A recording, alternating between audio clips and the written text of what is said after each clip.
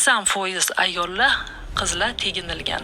Vulva, chlen, penis degan so'zlardan olat, o'zbek tilida qin so'zlaridan uyalamiz. Jinsiy tarbiya deganimizda jinsiy aloqa deb tushunadi. Любой jinsiy aloqadan keyin kelib oynaga qarang, xuddi anaqadan nima edi, kosmetologdan chiqqanday bo'lasizda. Ayol kishi faqat farzandli bo'lish uchun seks anaqa jinsiy aloqaga kiradi. Men bilan necha yildan beri o'pishmaydi, lekin qizimga tili bilan o'pishishni o'rgatibdi. Birinchi kecha bo'ladi, keyin ertasi kuni qo'shilish kechasi bo'ladi. Aslida ba'zi holatlarda erkak kishi bilan ayol kishi bir-birini tanishga vaqt bo'lmaydi-da. Ba'zi holatlar bo'ladi, 3-chi uchrashuvda to'yda ko'rishadi, bir-birini to'yda ko'rishadi-da. 3-chi masala mumkin. Shu o'rinda qo'shimcha qilib ketmoqchi edim. Biz nima uchun mandrajga tushib qolamiz-da? Bola kelib bizga seks nima? Мама, что такое оргазм, десada? У мальчиков такая писька. Desa nima uchun bizdan mandrajga tushib qolamiz? Chunki kattalarni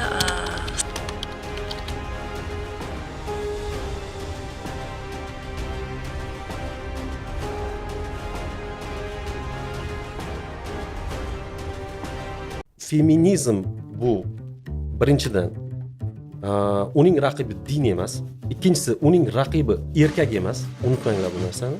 Uning asosiy raqibi davlat. Sharq bu qoloq, ular javob bera olmaydi, ulardagi hamma narsa eski. Shundan kelib chiqib musulmon ayol ham zamonaviy dunyoning feminist ayolga aylana olmaydi. Lekin uni hammasi Liberal dunyo butunlay islomni qabul qila olmaydi. Islom ham liberal dunyoni qabul qiladi. Ayolni tanasini ham bugun ana patriarxalizm o'zi nazorat qilish istaydi.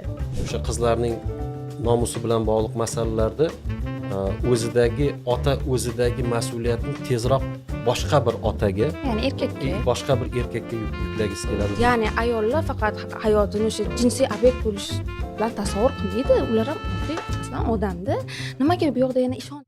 Bugun o'zimga ham qiziq, men ham yangi fikrlar olaman, menga ham tajriba bo'ladi.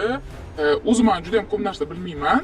Faqat o'qigan narsamni bilaman, maqolalar, feminizm haqida nimadir o'qiganman, lekin tahlil menda yo'q bu borada. Shuning uchun men bugun sizlardan ko'p narsalar o'rganaman. Sizlardan nima, mana hamtakidan so'rashga keldim. Men shu kungacha hech kimga o'zim mavzu taklif qilmaganman. Men shu kungacha hech kimga o'zim mavzu taklif qilmaganman. Hozirgi kunda ayollar huquqini himoya qilamiz degan g'oya bilan feminizm degan g'oyani nom bilan, feminizm degan nom bilan ayollarning huquqlarini himoya qilamiz degan da'voda harakatlarni kuzatib qolamiz. Bu harakatlarning ko'pi ayollar huquqi tamom yer bilan yakson bo'lgan jamiyatlarda aslida paydo bo'lgan. Lekin keyin u radikallashib ham ketdi. Borib ayollarning teng huquqligi emas, balki ayollar erkaklardan yuqori huquqqa ega bo'lishga harakat qilib qolishdi. Bor g'arb qonunlarida xuddi shunaqa narsalar bor. Teng huquqli degan da'vo bor, lekin huquqda erkakning huquqi pasayib ketgan. U esa tabiatga zid. Aslida teng huquq bo'lish bu nisbiy narsa. Teng huquqli degani bir xil huquqli degani ham emas. U huquq insonning imkoniyati, ehtiyojidan kelib chiqish kerak. Masalan, sizga qo'lingda yuraver degan huquqni berish nima kerak bor? Oyog'ingiz turgan paytda. To'g'rimi? Siz oyoqda yursangiz yaxshi sizga. Sen qo'lingdan yurishing mumkin, boshingda yurishing mumkin desa, siz aytasizki, men boshimda yurmoqchi emasman o'zi deysiz. To'g'rimi? Xuddi shuni singari insonning ehtiyoji, erkak ayolning ehtiyoji tabiatdan kelib chiqib huquq va burch beriladi. Mana bu to'g'ri yo'sin bo'ladi. Ikkalasiga bir xil huquq, bir xil burch berish bu tabiatga zid bu. Agar shunday bo'lsa, Alloh erkak ayol qilib o'tirmasdi. Bir yo'li erkaklar, ayollar bo'lishi mumkin edi. Farishtalarning singari jinsi yo'q bo'lishi mumkin edi. Unda nasl ko'payish degan narsalar Allohning hikmatlari bo'lmasdi. Alloh erkak ayol qildi. Ularning tabiatini hamma yo'g'ini alohida o'ziga xos qildi. Huquq va burchlarni ham o'sha tabiatlarga mos qildi. Allohning shariati azizlar shunga o'xshaydiki, koinotda siz qayerda nomini mutanosiblik ko'rgansiz? Oy bilan quyosh bir urushib ketib qolganini ko'rganmisiz? Yer bilan masalanda boshqa planetaga millionlab nimalar uchib yuradi, kometalar. Yerga tegmaydi. Shunaqa mutanosib yaratib qo'ygan. Fasllarning mutanosibligini ko'ring. Daraxtlar, ekin mevalarning mutanosibligini ko'ring. Biror joyda ayb topolmaysiz. Allohning shariati ham shunaqa. Qishda sizga yozda yuradigan ko'ynakda yuring deyishga hojat yo'q. Qishda qishki kiyim kerak. Yozda sizga telpak kiygizib qo'yishning hech ham hojati yo'q. To'g'rimi? Notabiiy narsa bu. Allohning shariati tabiiy. Ayolga bergan huquqda ham tabiiy, erkakka bergan huquqda ham tabiiy. O'shuning uchun unaqa feminizmga boshqalarning ehtiyoji bo'lsa bordir, lekin musulmonlarning hojati yo'q. Musulmonlarniki o'zi ayollarning huquqi agar o'lchasangiz erkaklarnikidan baland bo'lib ketadi vaqt kelsa. Vaqt kelsa undan chekinadi. Dunyo shu bilan turadi.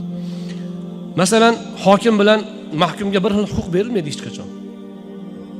Jamiyatda aytaylik, amir ham bitta huquqda, xizmatkor ham bitta huquqda bo'lmaydi hech qachon. Amir mas'uliyatiga nisbatan huquq va burch oladi. Xizmatkor o'zining vaziyatiga qarab burch va huquqqa ega bo'ladi. To'g'ri? Oilada ham xuddi shunisiga. Er-xotin ular jamiyatning ikki a'zosi. Ular o'zlarining vaziyatlarida kelib chiqib huquq va burchga ega bo'ladi.